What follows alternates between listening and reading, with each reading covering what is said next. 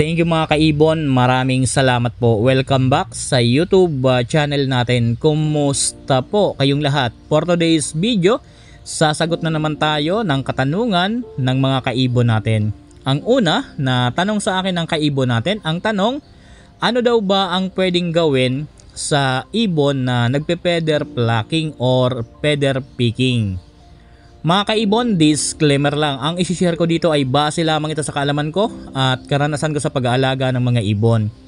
Bago ko po sa inyo ipaliwanag yung feather plucking or picking, bibigyan ko muna kayo ng napaka-importanteng kaalaman. Alam nyo mga kaibon, meron 4 na klase sa pagbabawas ng mga balahibo ng mga alaga natin.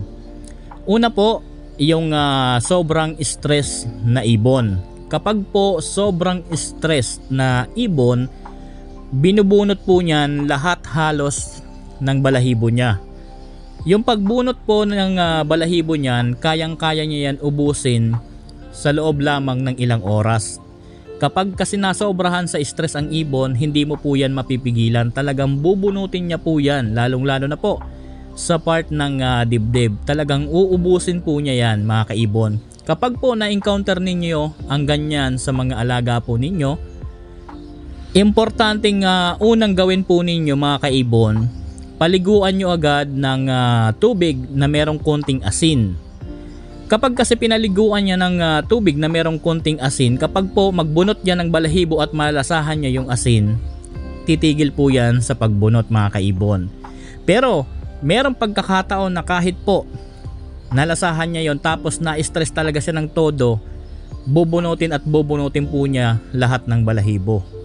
Kumbaga yung tubig at merong konting asin, paunang treatment sana yon para huminto siya. Pero pag talagang hindi na kaya, tutuloy at tutuloy po yan. Mas maganda, hulihin po ninyo yung ibon kapag tinuloy-tuloy pa rin niya.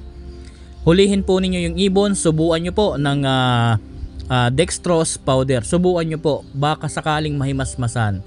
Ako kasi na-encounter ko ang ganyan. Ganyan lang po ang ginawa ko hanggang sa hininto naman niya yung pagbubunot niya ng mga balahibo. So yan po ang isang halimbawa ng mga paglalagas or pagkawala ng mga balahibo ng mga alaga natin. Pangalawa po, halimbawa po yung ibon po ninyo nagmolting. Normal po yan na talagang nagpapalit siya ng balahibo. Sa edad po na 7 months, dyan nyo po yan mai-encounter na talagang naglalagas yung mga balahibo niya sa katawan. Isa po yan sa normal na nangyayari sa mga alaga natin, yung pagmomolt ng mga balahibo.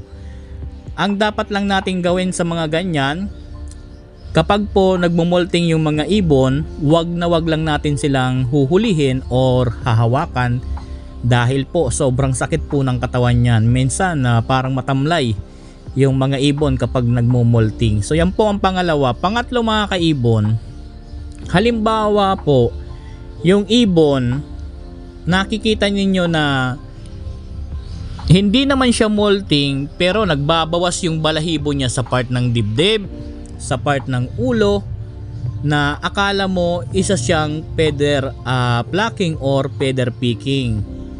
Kapag kasi nagkaroon po ng feather picking ang mga ibon, kadalasan pong naglalagas lang yan balahibo sa dibdib. Pero kung pati sa may part ng mga ulo, meron siyang bawas na akala mo binubunot din pero hindi niya yung kayang abutin para bunutin, obserbahan po ninyo yung ibon. Kapag nagbabawas ng mga balahibo sa dibdib pati dyan sa part ng ulo, tingnan po ninyo, baka po ang daming kuto niyan. Kapag kasi maraming kuto yan, kamot niya ng kamot, abot niya po hanggang part ng ulo. Minsan talagang makakalbo din sa part ng ulo dahil po sa sobrang katinyan, dahil po kinakagat din ng kuto. Kapag ganyan po, mas maganda, paliguan nyo po yan ng isprehan ninyo kapag magpapaligo kayo ng tubig na merong washout. Kapag kasi pinaliguan mo yan ng washout, patay po yung mga kuto niyan. Matatanggal po yung mga kuto niyan. Gaganda pa po yung mga balahibo na tutubo niyan dyan sa mga nakalbo. So yan po ang dapat nating obserbahan, yung tatlong yan. Pagbubunot ng balahibo kapag stress, kapag molting, at ito po na kapag merong kuto. Ito yung panguli. Kapag kasi feather plucking or feather picking yung ibon, sa part lang po kadalasan yan makikita natin sa part ng dibdib. Dahil yan po yung part na talagang abot na abot talaga niya, yung part ng dibdib. Iba po ang pagkalagas ng balahibo niyan. Totally hindi nga po talaga yan naglalagas na kagaya doon sa mga nagmo-molt or sa na-stress. Ang ginagawa kasi ng nagpe-feather plucking na ibon, parang tinitriman din niya yung balahibo niya dito sa part ng dibdib. Yung baga, yung mga dulo lang ang pinuputol niya. Ginagawa yan ng isang ibon kapag po wala siyang magawang activity. Halimbawa, maliit po yung cage na pinaglalagyan natin. Wala pa siyang kasama, for example. Mangyayari po ang ginagawa niyan na ganyan kung halos ang ginagawa lang niya sa araw-araw kumain and then dumapo, yun lang ang ginagawa niya. Maboboring po yan dahil hindi pa makalipad-lipad ng maayos, kaya po minsan ginagawa yan. Ang masasuggest ko rin dyan mga kaibon, mas maganda rin na paliguan mo ng washout yung ibon, and then kapag napaliguan mo ng washout yan, magsabay ka na rin po ng pwede niyang maglagay ka po dyan ng pwede niyang pagkaabalahan, kagaya po na baka meron kayong mga pwedeng matuka-tuka niya dyan ng mga plastic na matitigas na parang pwedeng maging laruan.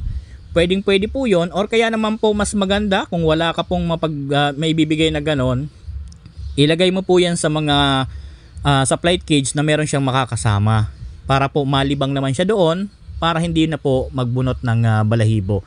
So yan lang po ang dapat nating gawin sa nagpe-feather pluck mga kaibon. Yan kasi mga nagpe-feather pluck, talagang kumbaga wala silang talagang ginagawa, yan naman na pagtitripan nila.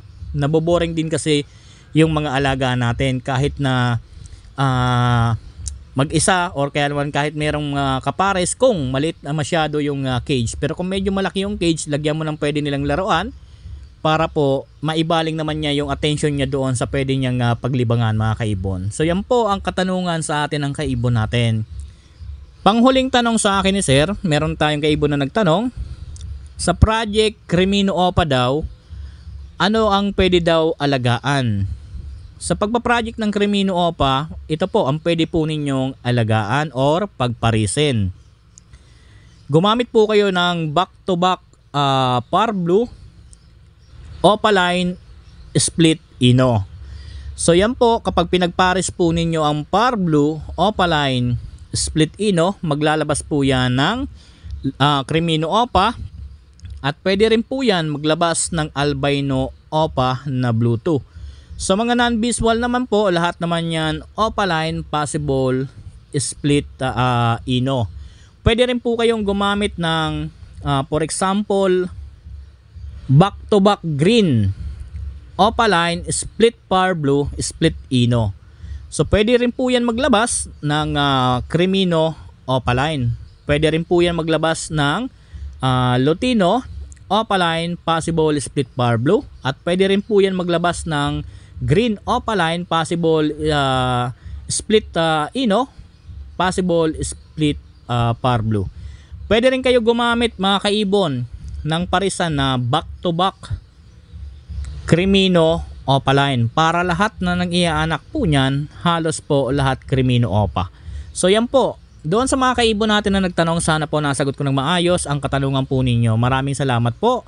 Doon sa mga kaibon natin na gustong magtanong, comment lang po kayo para po masagot natin at magawa natin ng content yan na katanungan po ninyo.